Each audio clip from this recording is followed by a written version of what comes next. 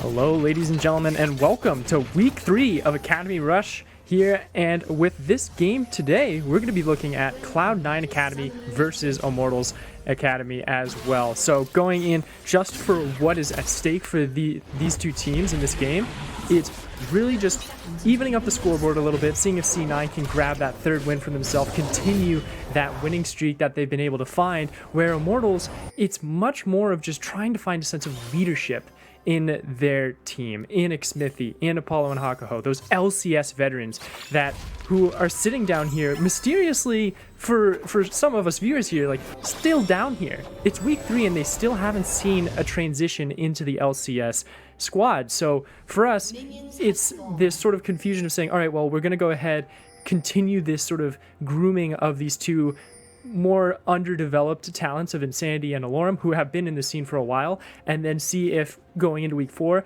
this squad will be possibly ready to make that full transition into the LCS stage. But we'll have to keep that on mind, as in the draft we saw a lot of surprising pickups. We actually saw a lot of things that weren't grabbed as well, such as Fudge's Gangplank and Tomo's Cassiopeia, which have both seen a lot of success recently for themselves, but going with more of a split push 4-1 composition where you play safe in the early to mid, really hard focus on this top side with Inori, and then just get the ball rolling. Where on the other side, Immortals, it's sort of the same strategy, but it's a little bit more directed to Xmithy in this jungle to get to the point where Hakuho can detach away from Apollo, who can go on that side lane. You put the Yumi on the Olaf, and then you just wreak havoc in that mid game, and you do exactly what your composition is built for, to have that leader in the jungle sort of control the tempo and really conduct a winning situation for his squad. And honestly, both these teams kind of have that same mirror as well. Like Inori, a lot of the success that C9 Academy has been able to find has been off of the back of him and being able to get that leadership, get that snowball rolling, and then with that confidence that he's able to accrue in the early game, start to move it into a successful strategy and formula into those mid and late game stages. But overall, it's just a calm start at the moment because of the fact that, you know, looking at the game state, you see exactly where those junglers have started. They are doing those full clears, went from down to bot, so they can rotate, get ready to pay attention to that top side. Don't really have a lot of gank pressure early on anyways, so, you know, just play it safe, see how well you can get farmed up before you really start to put focus into this top end, where everything else, Palafox doing exactly what he needs to do, playing safe in that lane, as well as, you know, this bottom lane, another safety lane as well. Yes, you might see some aggression here or there when they are able to throw some pixie darts, as well as the snipes from Tomo as well, who, as a matter of fact, hasn't had the best history on Aphelios, but hopefully he's going to be able to pull it out on this one, because there's a lot on the line for him coming into this game and coming into this split, really, because you got to remember the fact that he was sitting in as a substitute for the original Could9 Academy marksman, which was King. So you've got big boots to fill on that point. So hopefully he's going to be able to actually really accrue a sense of reputation here in Academy, because in the end, it's just staying in the Academy and possibly finding a team that he can live with, while the rest of his squad, like Fudge, Palafox, and Inori, are really looking for those LCS positions to see if they can possibly move up and gain some power there. Lorm trading back as well, sitting on this Aatrox, who also hasn't been doing too hot for himself either. A little bit interesting for me too, because of the fact that Wukong was available, and Alorum is a god on Wukong. He's actually renowned in his early career for his Wukong play, and the fact that it was available going into this matchup, yeah, you'd have to pick it blind, but it's something where he already understands the champion enough that going into the Aatrox, you can see a little bit of lack of confidence. It's just those interesting trades of hitting level 5 first to that level 4. But at that stage, the Dragon will be available in the next 15 seconds to see which element they're going to be able to handle first. You got to keep an eye on Xmithy to see if he'll be able to sneak that one away. And already Hakuho says, you know what, let's group up. Apollo is totally fine to sit in that bottom lane, get some pressure here on this Dragon, which it will be an Ocean Drake, as a matter of fact, and already they're looking for that gank. They've got the visibility. They did walk over that scuttle, but that doesn't matter to them. His Diamond and Tomo are set in their sights. Tomo gets exhausted. He does flash, but they will still be able to secure the kill, going over to Hakuho as Tomo now tries to dish out as much damage as he can, see if he can get some vengeance back for his team. But Xmithie throwing down those undertows, being able to lock down the team. But no, the flash coming from Minori is able to secure a kill onto Apollo, and Xmithie finds a death as well as Tomo is just helping out this massive bear that Minori is becoming, and to teleport from Alorum is going to back him away for now as C9 grabbing 2 for 2 in this bottom end, though the first blood going over to Hakuho is going to help this cat do a little bit more pressing manners in the early to mid stage, but it also allows a lot of pressure on the bottom side for Immortals to possibly look at this dragon once again. However, Tomo now sprinting back to lane means that that pressure might just be alleviated a little bit as, well, these teams decide, you know what, let's just farm it out, let's just play it safe at the moment, don't go for anything too hasty, because both of these teams, well, early game has been an issue for them in the past, in the most recent past, as a matter of fact. Now sitting on the top side for Xmithie, seeing if he can clear out his camps a little bit more, and then possibly again reinsert, finish out on that bottom end, and then sort of check the map state and say, hey, well, we know where Inori is at that time, and then possibly look for it. But Inori says, you know what, I don't care, I'm not going to farm out additionally anymore, I'm going to try and get as much pressure as I can, because I'm a 2-0 bear right now, and I have the early game damage to really just take care of this dragon by myself, and if anyone decides they want to jump on me, just take them out in the process and continue on your merry way. Not to mention, Palafox is able to push out that mid lane, get some pressure for himself as well. Getting that Ocean Dragon. Fudge spawning out Xmithie, saying, all right, we've got that track onto the opposing jungler. And that actually will help out Could9 because it will set up a dive onto this bottom side. But looks like we're actually going to be looking onto this top side to see if Xmithie is going to be able to grab anything. But, you know, as a matter of fact, that dive was successful that Could9 was able to set up, and a 2-kill win for themselves. One going over to Inori and one over to Palafox himself. As a matter of fact, that's amazing here, because I was just talking about recently, a lot of this matchup is those leadership roles in Inori and in Xmithie, and that the fact that they need to get rolling, get that confidence in them to really pop off into this mid-game conversion. And you already look at Inori sitting 45 CS to the 60. Sure, he's underfarmed, but he's got 3 fat kills on him. He's doing perfectly fine in that confidence department. So now a lot of those calls, a lot of that tempo that we're going to be needing is going to be on this bear, this massive jungler here for himself.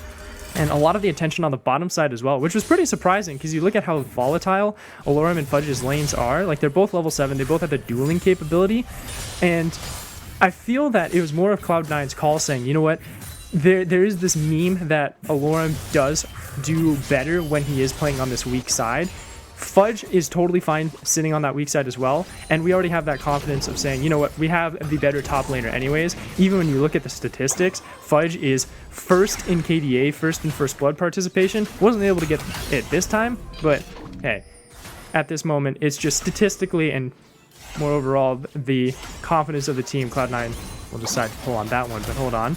Fudge says, you know what, I'm done with top lane, let's do some roaming. Teleports down here onto Apollo, does get the lockdown onto him as well. This is just going to be a quick cleanup here as they will be able to secure the dive, get in, get out, and continue to have massive pressure to just funnel into, surprisingly, the solo laners. And Tomo's just reaping the rewards of being able to just farm and at least have participation in these kills. Like, you think of all of this bottom lane pressure, there's not even a kill on a bottom laner. Tomo and Diamond are still sitting at 0 and 1 apiece. We've got the 3 assists for the Aphelios, and at least Xmithie has decided, you know what, all this bottom pressure, it's really annoying me right now. Let's just take this Herald at this moment and see if we can get some possible plates underneath our solo laners. Like, if you want to look at Insanity, might be a good place to open it up because you can push fairly quickly, get some turret plates. He's already taken one for himself, and then get to that power spike a little bit quicker than Palafox, who is looking like he's going to be going Super Soaker on this Orianna, and just wanting to be that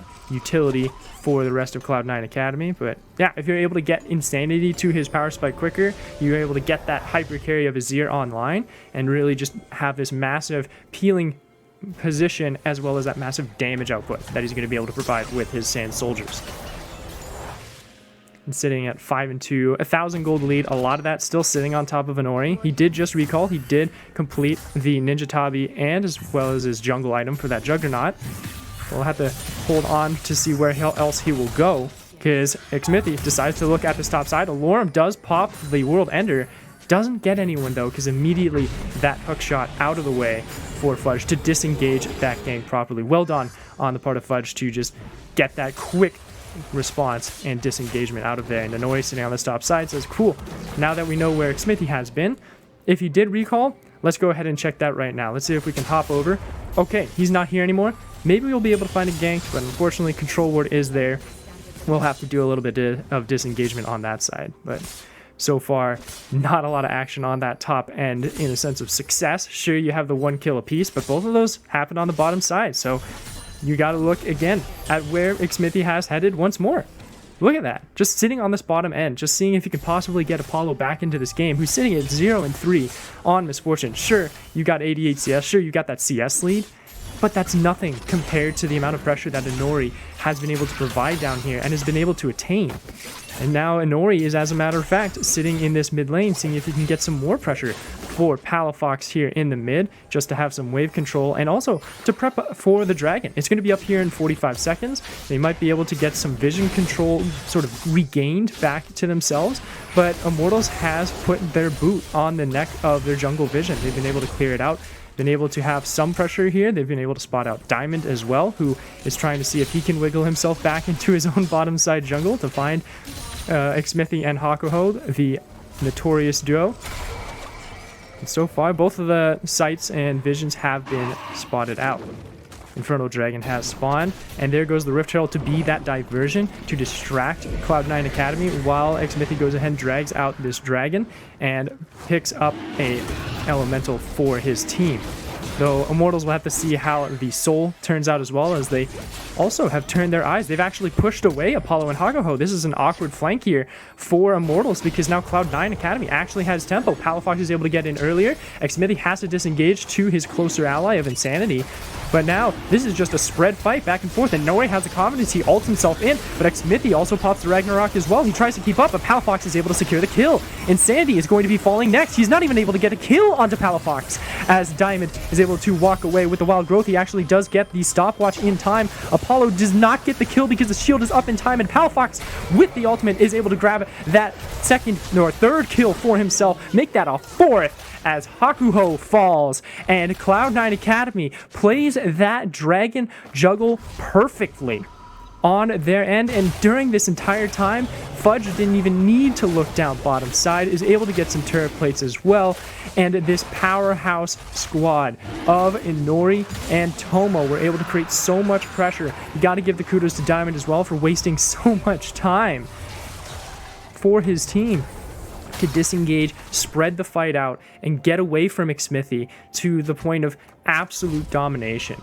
Very well played from Could9 Academy, and now Immortals is sitting on that back foot, sort of grasping at straws now, saying, okay, what can we get back? What pressure can we accrue to sort of get a sense of tempo back into our lead, especially into this mid-game? You're sitting 13, 14 minutes in. You don't have any real completed items on your bottom side yet. You're 0-4 on Apollo, not doing too hot for himself. Sure, you're able to complete the first item onto Insanity with the Gnasher's Tooth, but what else are you really able to complete when you already look on the other side? Like, you almost have a Triforce completed for Fudge. You have the Archangel Staff being stacked up for Palafox, and Inori himself is extremely close to what looks like a Frozen Heart, which is going to be absolute hell to deal with, especially with the composition that you cooked up. It's kind of interesting due to the fact that Insanity is an attack speed mage, so that Frozen Heart actually does decrease some of that output coming in from that mid lane. So surprisingly enough,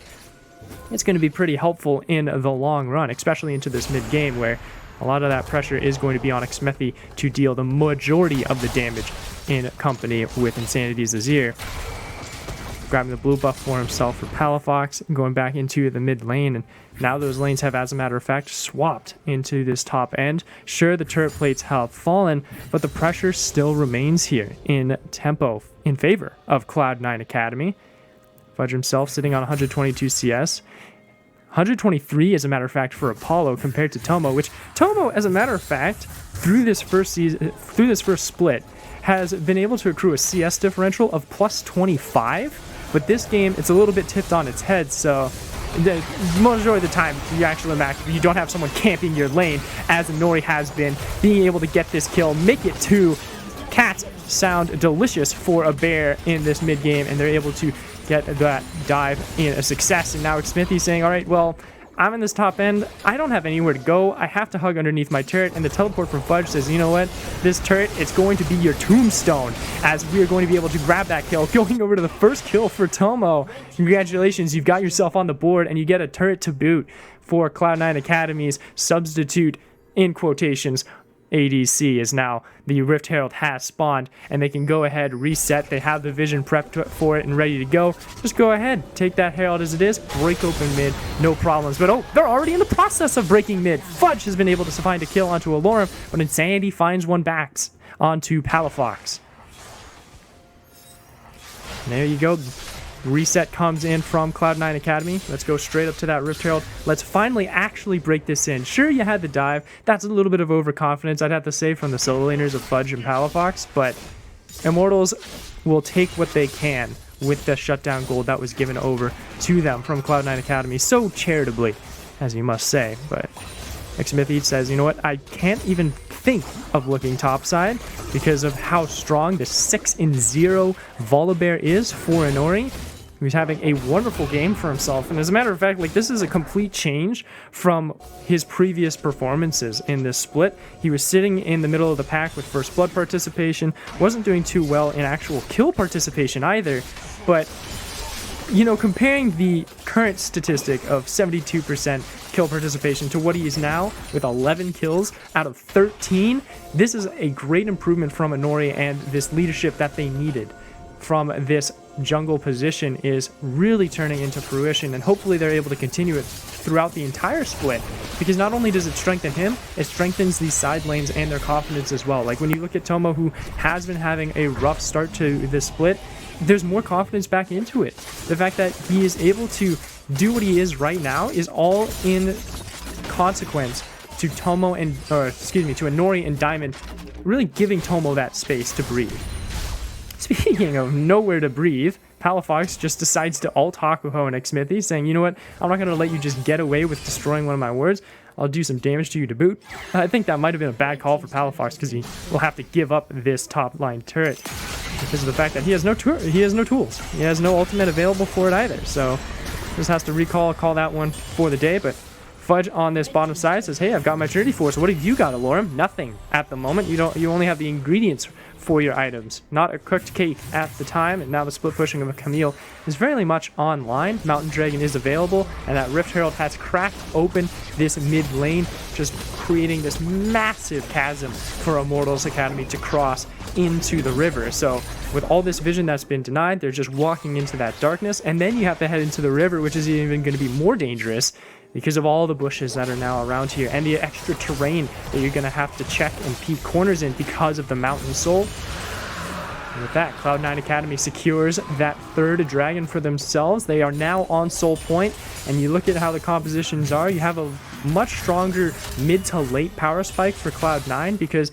you know, their champions are much better to the 2-item power spikes comparatively to where you look at Immortals, where Immortals, they need 3 or so items to really feel that massive peak and that apex of their power spikes and their potential as well. And when none of them have really finished anything outside of an Essence Reaver and a Nashor's Tooth, you don't even have a completed item on your top laner, and you look across the board and say, well, Fudge is, sure, he's got Boots and Triforce, but everyone else has almost 2 items completed. Sure, Tomo's sitting on Infinity Edge and has the Executioner's Calling, which does slow down your power spikes a little bit more, but think of the gold he's sitting on right now, because he hasn't backed for a while. He's pretty good and pretty primed to go ahead and cash in and get himself a possible Runon's Hurricane in the next fight, just to be prepared for it, because you got, 20 seconds or so until the Baron is available.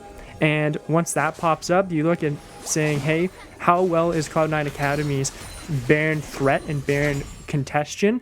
It's not too hot unless you have Tomo there to really be the ultimate damage potential. So for them, you're saying, all right, we don't have neutral objective contestion. let's go ahead and just continue doing this 4-1 split. Let's have Fudge on this side lane. He's got the Tiamat to really push the waves in now, and if we can find kills in these off flanks, when we catch them off guard, like right now, we might be able to get some pressure as they jump in onto Xmithy. He just pops the Ragnarok, runs away as fast as he can, and Inori will just go ahead, say that's fine, shrug off the additional damage that Apollo is really just peppering into that furry back that is Volibear. And decides, let's now turn to this mid lane and see if we can catch Insanity off guard, who's been really pushing in, trying to get a turret for his team. He's able to grab it, but luckily for him, he still has the dash and enough space to disengage. Xmithy again is caught out. Hakuho is forced to use the final chapter and the flash as well from Xmithy to make sure that they do not fall at this time. So a lot of tools are down for Immortals Academy, and this entire time, Fudge has been just doing work in this bottom side, getting the solo kill underneath the turret, as a matter of fact, against Alorm. And, you know, speak about weak side. Weak is really the name of the game for Alorm at this point, who's just having a real terrible time on this Aatrox pickup. Now a quick reset for both of these teams is more of a licking of the wounds for Could9, where Immortals is just currently trying to take a body count and see how many men they have left and how many tools they have available for the next sort of encroaching doom, as you must say. Sitting 14-3, massive differential. Don't even need to mention the gold as well. They're pretty close to 7,000 to 8,000, and if you're able to get to 10, might as well just call it game and go home for Could9 Academy. And by home, I mean just run straight down that mid lane and destroy the Nexus as fast as possible. There's now vision control back in favor for Could9, just quickly with that reset, and Insanity with Hakuho in this mid lane, sort of shaking in their boots. They don't have any turrets at this point unless you're sitting right underneath that inhibitor, and your jungle is dim, fairly dim. Sure, you have 2 control wards in this top side. Not really sure how long they're going to be able to stand, because Diamond is going to just walk right in, have absolute confidence by himself to face check an Xmithy, which is interesting enough. I don't want to really promote that kind of play there, but at this point, Diamond doesn't really have any issues with just eking himself in and taking peeks here and there just to make sure where the rest of the Immortal squad is. Is now making sure that, you know, one of the difficult things for split pushing compositions is to always have like an equal or even push pressure on those lanes, so you don't have the potential of getting caught. And Immortals is struggling with that right now, because you saw Fudge just come in onto this mid lane here on the minimap. Insanity is blinking low, but Palafox is able to find the grab onto Apollo, is able to get the kill to boot, and Xmithy is now stuck and is in a world of hurt right now, but he's able to get out with the Ragnarok, with the massive move speed that it's able to get. Fudge decides to jump over the wall and see if he can possibly find a kill, but isn't able to really get one. He just says, you know what, I'll just take your turret, I'll take your inhibitor if so. But they decide, no, let's back off, let's play it safe, let's go for this Baron. We do have threat for this now. We have a 5-1 Orianna, we have a 6-0 Volibear still, and a massive 3-0 Camille to boot. So see if they can clear that vision out and actually see if they can get a Fnatic. They don't know they're sitting on a ward, buddy. Like, even though you're sitting on vision, this is still bad news for Immortals, as Fudge decides to jump on in, doesn't get the hookshot stun onto any members of Immortals, but a teleport coming in from Apollo. Questionable positioning, because they might have been able to just jump immediately on him if they really decided to react as a team, but now it's just a front-to-back stance as the turret comes up from Insanity. Doesn't really have any pressure outside of the fact that it will just be a paper mache construction site for Immortals, because Toma will rip that apart with the chakrams, and it just means that they can alleviate that pressure and divert their eyes to this soul. And there's no way for Immortals Academy to even think of looking at this soul. With the Mountain Soul now in the hands of Could9 Academy, you are in a absolute dire straits for Immortals, because you look at the side of this front end of Could9 Academy, you have to get through a shielded and beefed up Volibear and a Camille who will have Wild Growth in their back pocket. And even if you're able to do that, even if you say, hey, let's find a pick, because this is really the only way that you're going to be able to do that, and with the amount of picks that you're going to have to find and that Coud9 Academy is going to have to grant you for Immortals Academy to have a sense of a grip onto this game, is substantial to say the least, and it's going to be impossible to do that with a Mountain Drag Soul in their court. back into this side split pushing game. This Fudge is going to say, you know what, I'm just going to go ahead and take this turret, no problem.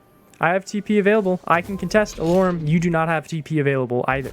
So if I even decide to look into this mid or this top side, you will have to walk the entire map to get there. And so far, looking at really the threat that Inori is providing here just in this presence. He's got that Tomo in the back pocket. He's got that Rune on Hurricane as well, as I mentioned. With the Cloak of Agility, I'm going to be looking for another one of those Zeal items here if he decides to wait. But honestly, Cloud9 Academy doesn't need to wait. They don't need to grant time over to Immortals to scale up, to get some items in their pockets, because they can just knock down the door right here, right now. Fudge just needs to turn his head. Palafox just needs to turn his head that direction. And what is this 1-3-1 split? It can turn so quickly to a 5-on-3 just because of the TP pressure that they provide. And the only TP available for Immortals Academy is Insanity, who's sitting in the mid lane, who's sitting in the center of this fight. So we see Xmithy and Hagoho saying, you know what, let's see if we can get some kills here on this bottom side. Sure, turret does fall in this top end, and you have 3 members on the bottom side here for Immortals Academy. I really don't understand why you'd be down there when you know that Baron is on the table. Fudge is going to say, you know what, now I'm going to catch you in transition. I'm going to just go ahead and kill Alorum. You're going to have to sprint and see if you can at least 50-50 this Baron while I go ahead and beat the living heck out of your top laner. I'm going to just grab myself a kill if I don't mind it, but says, no, that's fine. Wait a minute. Hold on, Xmithy, you just decided to turn on LCS mode and decide to steal the Baron. Now Apollo is in some trouble here because Fudge is going to go ahead and take that kill. And now C9 Academy is upsetty spaghetti. They are going to be running into this mid lane, going to be taking this inhibitor as fast as they can, and seeing if they can possibly take the game, to be honest. They have all 5 members available. They don't really have any tools that are offline. You only have Inori's and Fudge's ultimates down. You still have the massive team fight tools of Palafox and Tomo and Diamond ready for anything that you want. And you decide, let's just go ahead and head topside. Make sure that this game is clean and concise. You don't want any real hiccups or mistakes like we just saw with Xmithy deciding to steal the Baron. And so far, there you go. We're going to have that turret on this top end fall fairly quickly, just as quickly as a paper mache Azir turret would be. Now they disengage. They know Xmithy is up and available. The Baron buff will thwart them for a time, but what is usually a Baron power play is just a Baron power reprieve. Just a little bit of a calming of the storm for the side of Immortals Academy. You're sitting, you're looking at your team, 3 kills to your name, to the 17 and the 9,000 gold lead that Cloud9 Academy has accrued, and the dragons that they have obtained because of the hiccups that you have had here and there. And it's not even more of the fact that you've been making the mistakes. Sometimes people say, you know what, it's more about the team who makes the most mistakes, or makes the most mistakes loses, and the one who makes the least wins. And it hasn't really been that kind of game. It's been Cloud9 being able to find the pressure, apply it, and then wiggle themselves into a more advantageous position. Perfect example, that Infernal Dragon contestation. You had everything set up for Immortals. You had that mid lane pressure, you had bot lane pushed out, you had the tempo in your favor, but Cloud9 Academy really rammed themselves into you, sort of created this massive awkward friction that Immortals wasn't able to take, and that wiggled Cloud9 Academy into pressure and then took that dragon, and it's really just snowballed from there. Not to mention the fact that you already had a 3-0 Volibear in the jungle, who Inori has just been having the game of his life so far in this matchup. And now sitting on this bottom side, he says, you know what, I have turret diving capability, you want to go for it, Tomo? Tomo says, nah bro, I'm okay, I'll just play it slow, play it safe. Even though we could take this no problem, don't need to use your ultimate here. You can possibly use it onto the Nexus turrets, because honestly, when you go into that Nexus turrets, you dive in on with Volibear's ultimate, you disable both of those turrets. It is just absolute horror movie for Immortals Academy if that does pop into position. Look for Palafox with the ultimate as well here as they siege this bottom side, looking if they can break it open. Teleport coming in from Fudge, seeing if he can get a flank, because Immortals was looking for that as well, but it doesn't matter. You are so far behind. Your fight, your planning is moot here for Immortals Academy as Cloud9 rolls them over, says we've got this big stat check list and we will beat you down with it. bonk, bonk, bonk, as Palafox is able to find a double kill for himself and an ace for Could9 Academy. They take the final third inhibitor. The second one on the top side doesn't matter. It's going to fall to minions as the Nexus turrets fall, and Could9 Academy continues their winning streak in Week 3.